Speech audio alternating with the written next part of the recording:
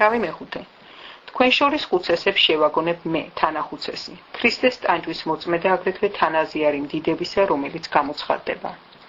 წყემსეთ ღვთის სამწყსო, რომელიც თქვენ შორისა არა იძულებით, არამედ ნებით და ღვთისათვის სათნოდ, არა ბილწი ანგარებისათვის, არამედ გულმოდგინებით.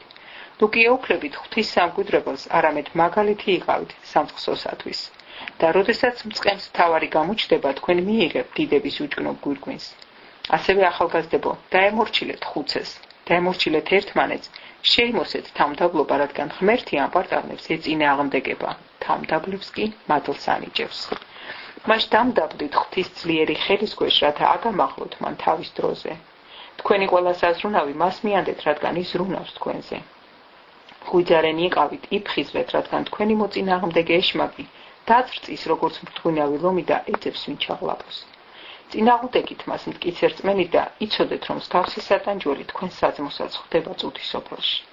ხოლო ღმერთი ყოველგვარი მადლისა, რომელმაც მოგვიწოდა თავისი სამუდამო დიდებისაკენ ქრისტეში, თქვენი მცირეოდენი ტანჯვის შემდეგ სრულყოფთ, გაგაძლიერებთ, გაგამტკიცებთ და დაგაფუძნებთ.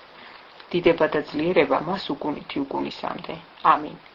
სილოვანის, როგორც ვფიქრობ, თქვენი ერთგული ძმის ხელით მოგწერეთ მცირე რამ თქვენ შესაგონებლად და დასამოწმებლად, რომ ღვთის ეს მადლი, რომელშიაც დგახართ, ჭეშმარიტია. მოკითხვას გითვლიან ბაბილონში თანარჩეული ეკლესია და ჩემი ძე მარკოზი. ერთმანეთი მოიკითხეთ სიყვარულის ამბორით, მშვიდობა თქვენ და ყველას, ვინც ქრისტეში ხართ. ამინ.